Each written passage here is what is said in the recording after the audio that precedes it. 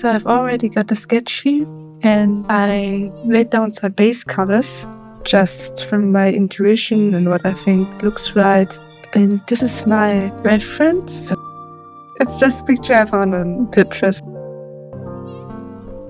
I'm just hiding the timeline here. I usually use the timeline to switch between like stages of the drawing. And now I'm merging down the layers to one layer. I really don't like working on many layers, just one. It's like a traditional feeling, and I get lost when I have a lot of layers. I hate it. I never name them. So this is the brush I use. I only use one brush. I don't know why, it's just staying my artist in right now. Like, maybe it will change, I don't know. I have so many brushes, which I just never use. It's a square brush. I don't know where I got it from. I'm gonna try and find it and link it in the description. I really like the texture on it, like a noise texture. Almost feels like crayons. I use it for the eraser as well. And my goal is to make interesting shapes. That's what I want to do.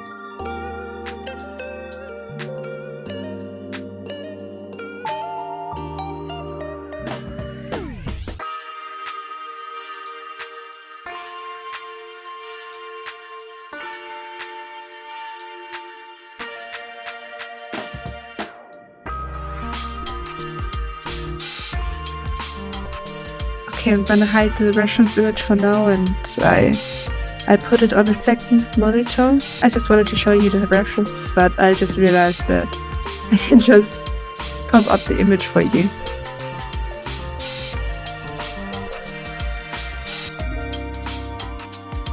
So the first thing I do is I define the color zones of the face. That's the best way I can describe it. I'm putting up some references, how artists use it. I'm gonna link these as well. Basically, it's like a base for getting the right skin tone.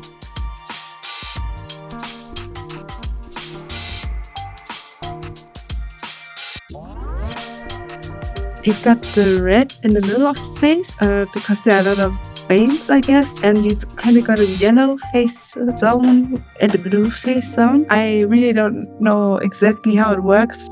It's a great way to start it.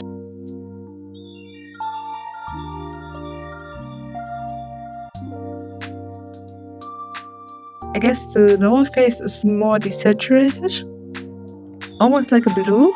And in the beginning, it's really not looking good, but trust me, it's really good. I really don't follow a step-by-step guide. It's like my mind when painting is just like having a million tabs open and going through it. And just opening a tab and realizing you want to do something else, so you open another tab. So I just randomly start putting in some gray hairs. And I just use the eyedropper tool to get the color I want that I already set up. So I don't have to choose it all over again. And now I'm defining the edge of the headscarf of the granny.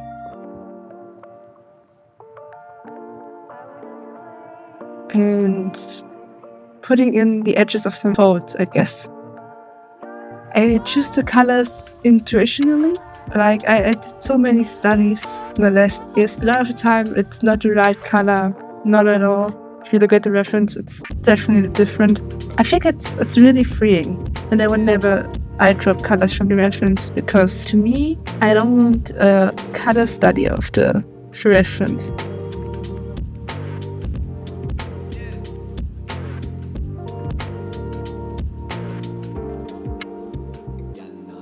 You want to train your mind to choose the right colors, or to choose colors that are pleasing to look at.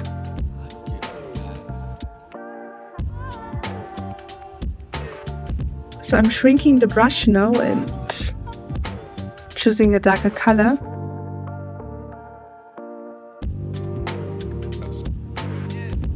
putting down some lines. And usually you would be like, why are you using lines? You want a realistic render, even though you don't want it to be like photorealistic, but believable lighting, realistic colors. But I feel like lines, they just add something. They define a contrast. What I noticed when watching Studio Ghibli movies, you kind of see that some of the backgrounds use lines as well. They're really small, like really thin, like in this scene in Howl's movie Castle. Look at the heads. It doesn't take away from the realistic render of it. It's just a small detail I noticed and I really liked it, so I wanted to integrate it into my work. I also put on some highlights for Diane, which is like way too soon because I just started this painting. But it doesn't matter, because there are no rules. You just keep on painting and you will overpaint this in a second. So what I'm doing here is like, I want to give it some nice shape, some interesting shape. And I add these shapes in the whole illustration, scarf, the jacket, even on the skin. One of the masters of this shape language technique is Loish. I put on some examples. It's not just one straight line. It's thicker parts, then it's smaller parts. Okay, so we're jumping again. I'm not consistent at all. I put down the eyes because I don't want blue circles staring at me the whole time. Defining the crease of the eye. And I'm adding a little bit of saturation and blending together the color zones I just talked about by choosing a skin tone that fits. It's just a lot of painting and building up volume. So with a darker color, with a darker brown, I just define the darker zones of the face. Like the nostril, on the nose.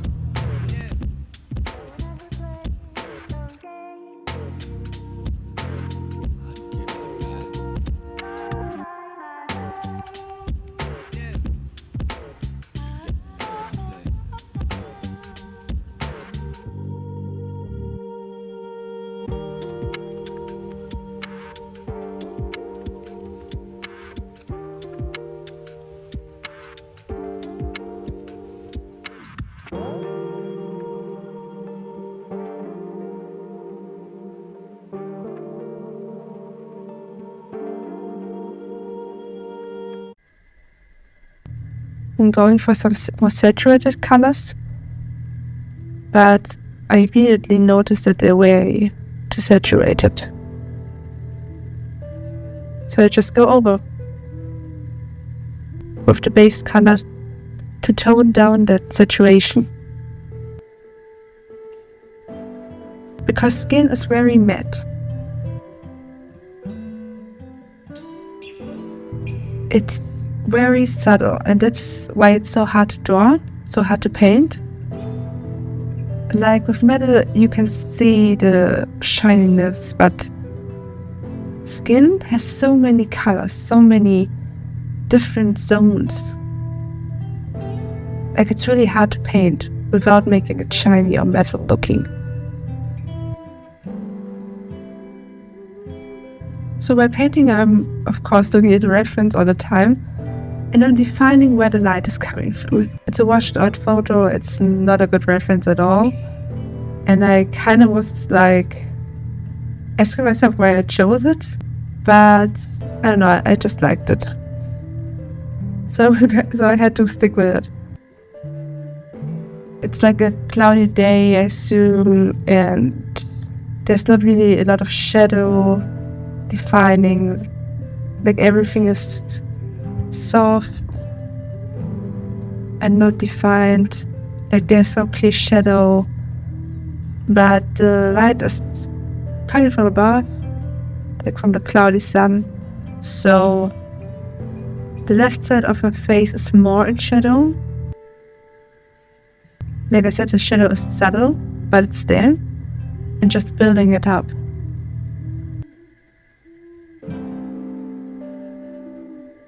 And while painting the face or any surface, I always keep in mind that this is a three-dimensional form. I'm not painting 2D form. Of course it's 2D because it's an image, but we want to make it look 3D. We want to make it look real, believable values.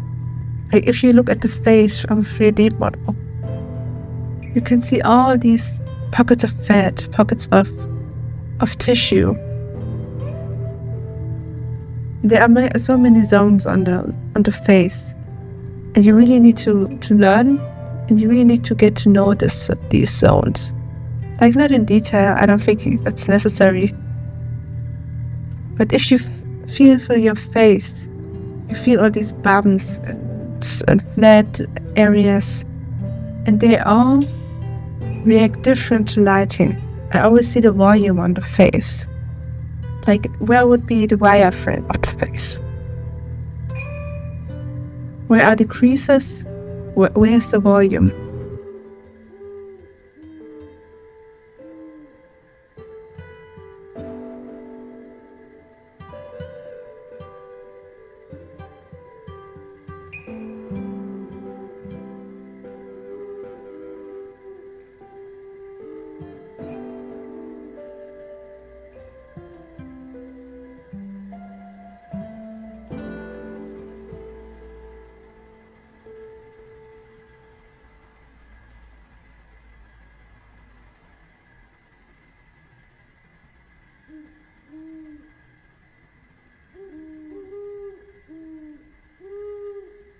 Another thing that's really, really important for me, and that's something I learned, and I think it's a really important step.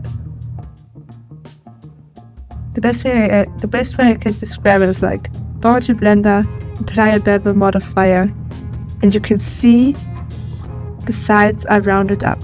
Because in real life, almost nothing is like sharp, like a paper that's sharp. But most things, they got like a rounded edge, and this edge reacts differently to lighting. Like as you can see, the scarf on the edge is lighter, and I could just give it the same color as the scarf, but I think defining these bevel edges on surfaces really makes a difference. And I use it on skin as well.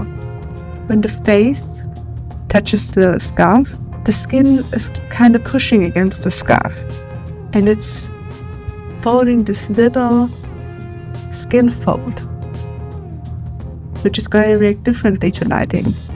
It's going to be lighter because it's going up. Like, it's a really subtle thing, but I think it adds a lot.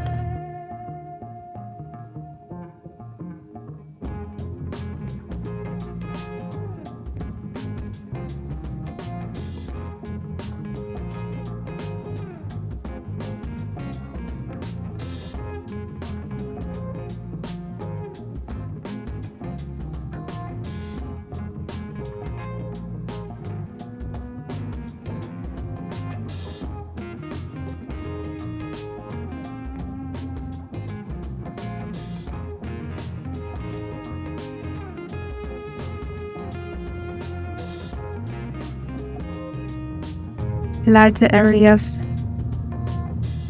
get lighter colors, and I'm gonna choose a lot of quote-unquote warm colors, but it really doesn't matter because I'm going over it again and again and again, and that's why I love painting so much. It's like there's no wrong.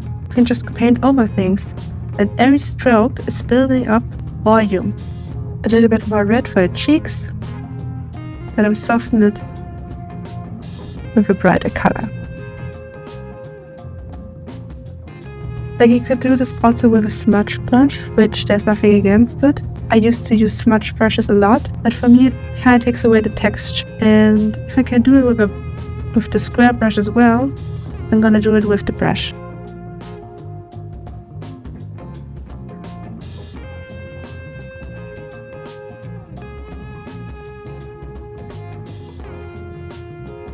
The 3/4 side profile is kind of hard to draw, and I'm now realizing that The glasses are a little off, and I'm gonna fix them later.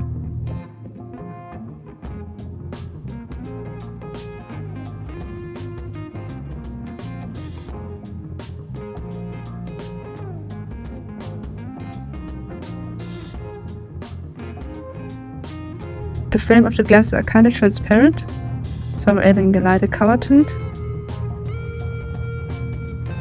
And I'm defining the shadow the glasses are throwing, which are very subtle.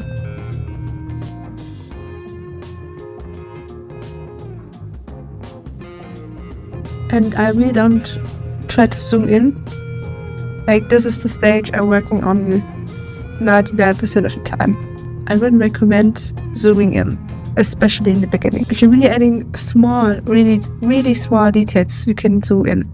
You just want to define the values.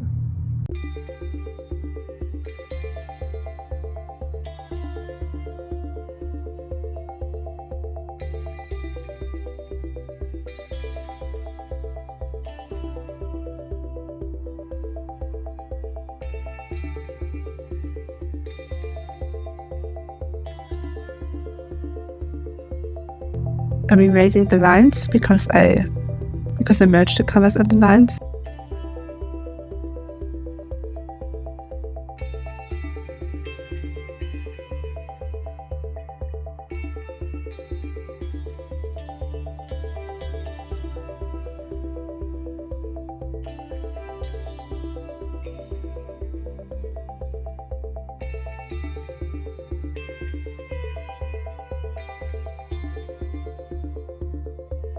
And now I've left the canvas. I've got a shortcut on my tablet for this, because I use it a lot. It's like looking at your painting with fresh eyes, and you're gonna see so many mistakes, which is really helpful. Just like in traditional, you would go to a mirror and look at yourself with the painting in the mirror. The same effect.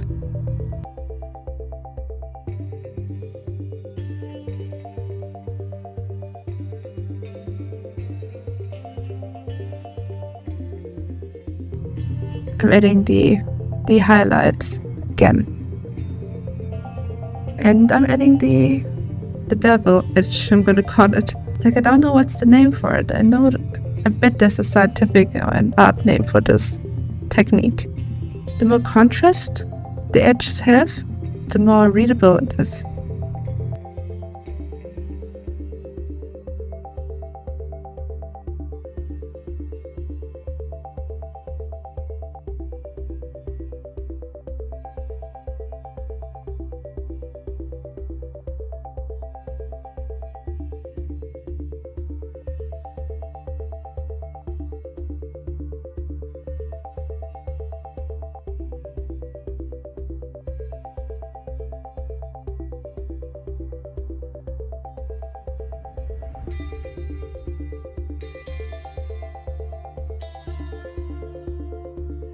Adding in the shadow of the scarf.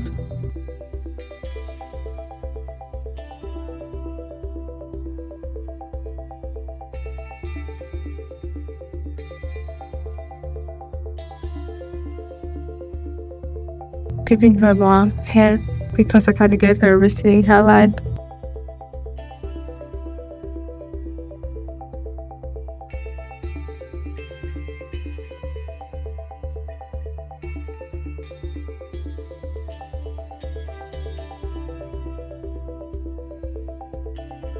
So now I zoom in, because I want to work on the eyeball.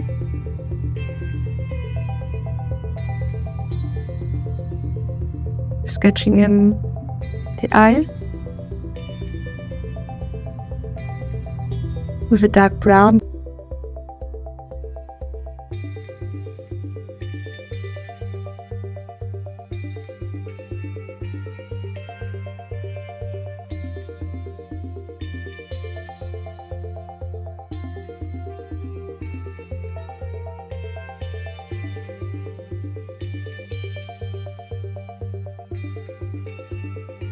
The darker colors are on top because there's the eyelid above and the eyelid is throwing a shadow. The lighter color of the iris where the light sits is on the bottom.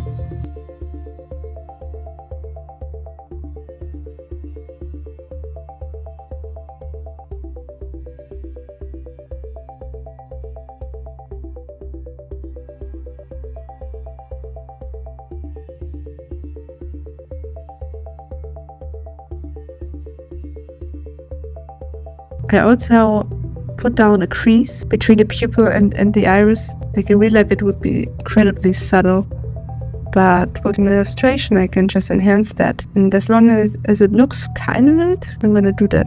The eyeball gets a shine as well.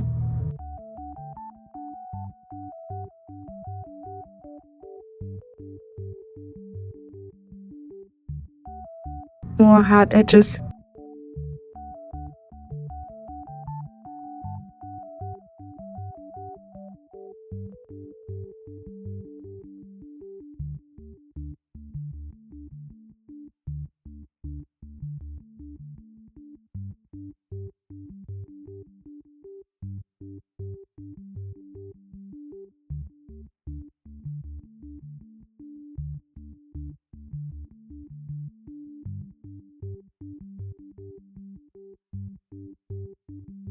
Here I realize it's maybe not the best idea to also put the glass on the same layer as everything else.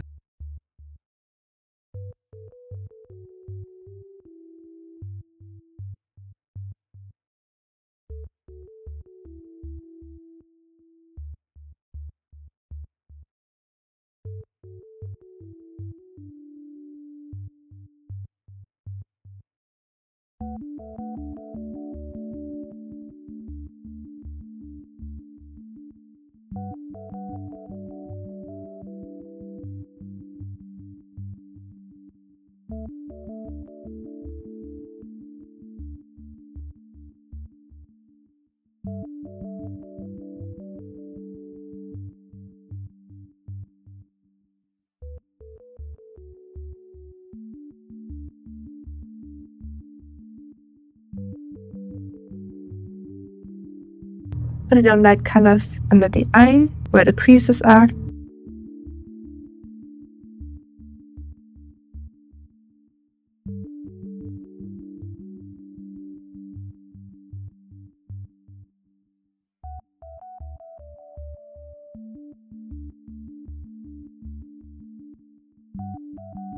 And also put some brown in the pupil. Not really something that would happen in the real world, but just give it a little softness.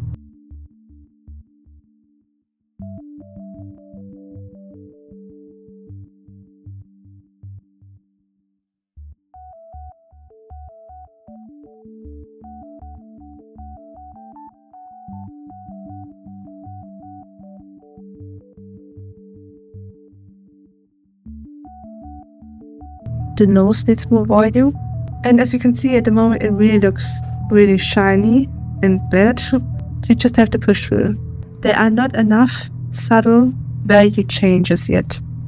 And that's just because we haven't put down enough paint. It just takes time.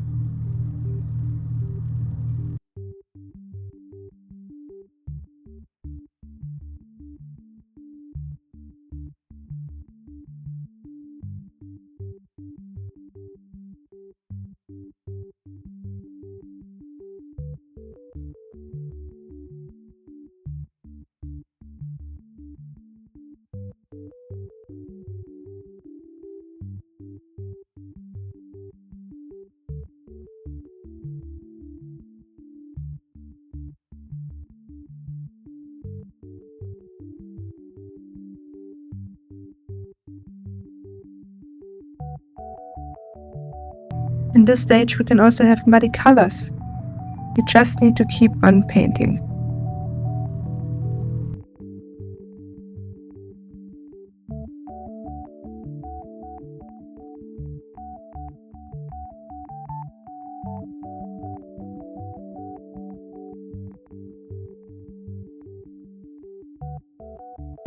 When I talked about line dependency, I also see it as a way to add shadow.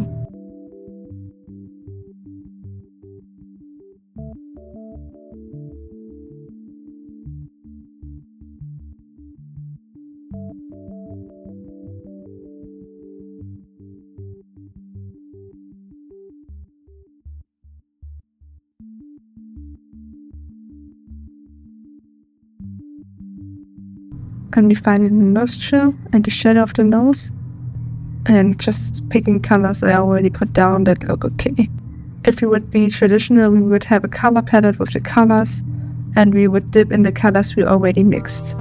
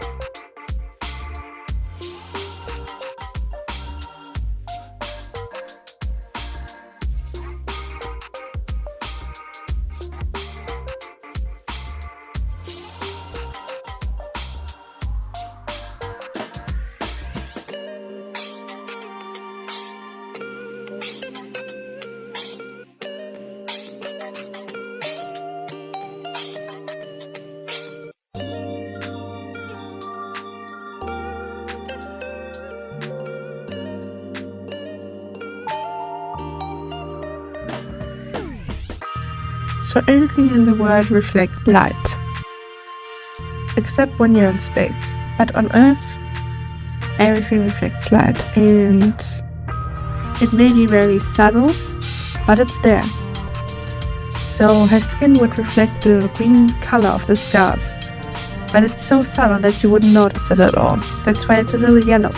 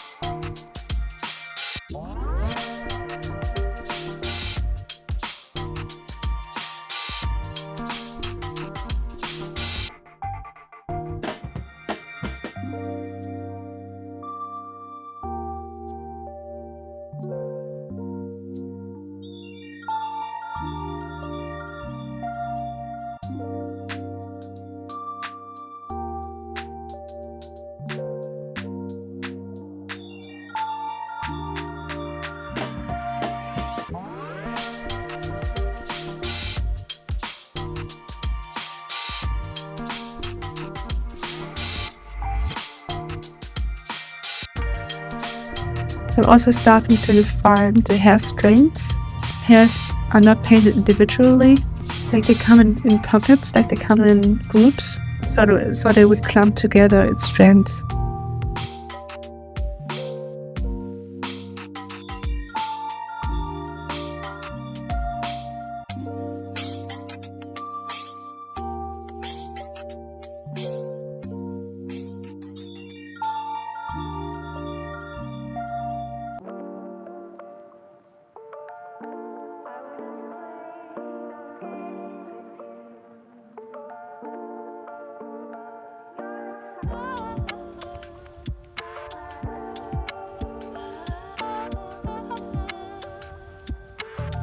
And I'm going over with a color to balance out a dark color because it was too dark.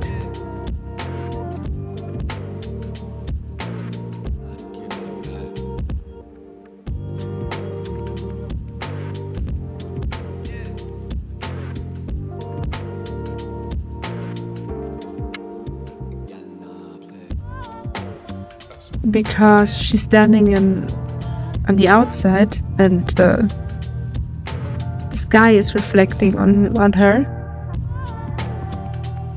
so her gray hair would turn out to be a little blue.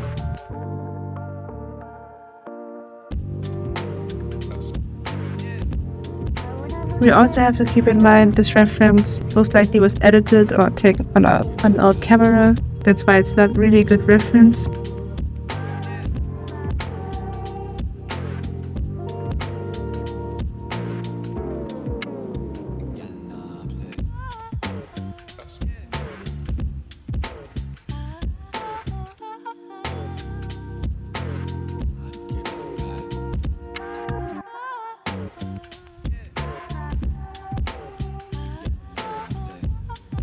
I'm zooming out to see the whole picture. I really see that my colors are getting way too muddy. They're all too washed out, and I need to add more value changes.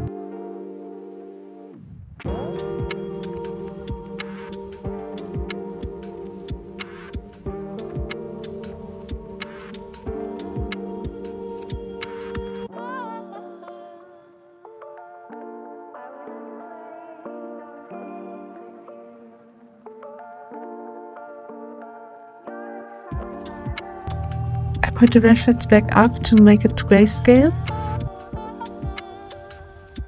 to help me define these value changes. Like the scarf was really dark and the face really light. And as you can see in my painting, everything is like the same gray color. That's why it looks so washed out. Like I'm not defining what's in shadow and what's in light. The reference photo might not look like a lot of contrast, but it's there still.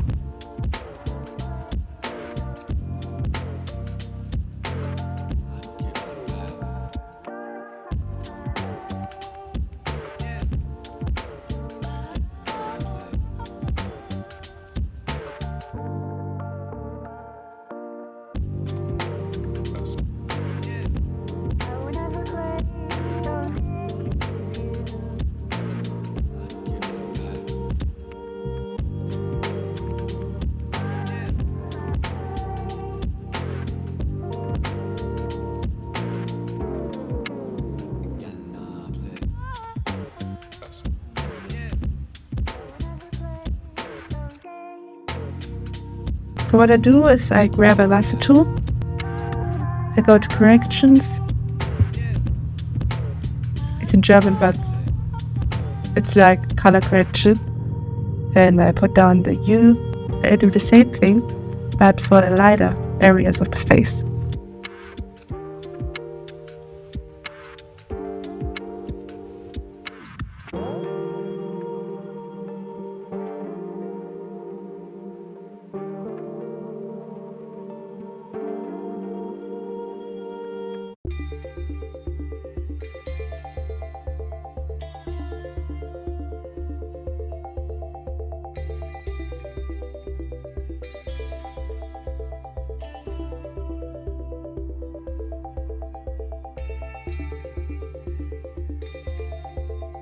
So now it looks really patchy and really bad, but we're gonna get through.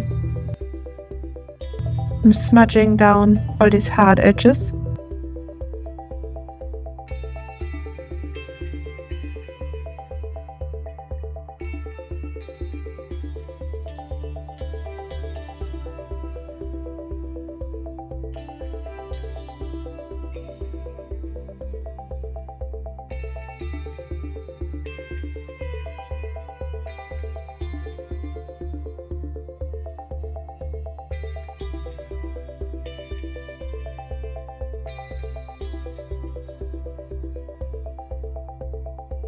It's so important to check your values because, like, you can have the wrong colors, and that's okay. But if you have the wrong values, it's really not gonna look good.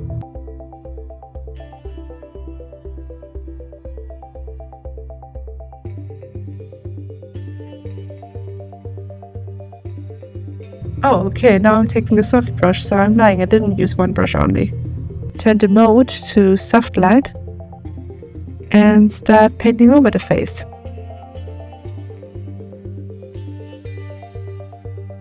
The drawing mode back to normal. And now we're gonna continue normally.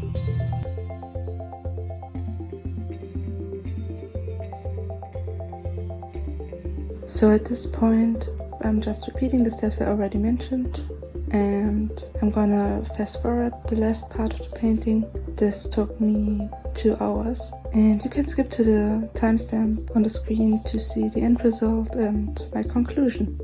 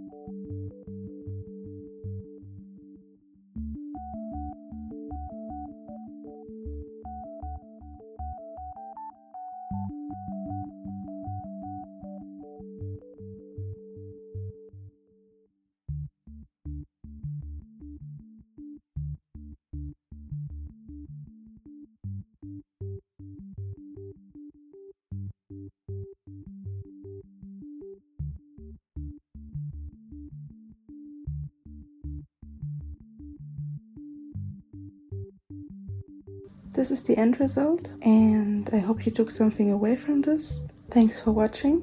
Bye!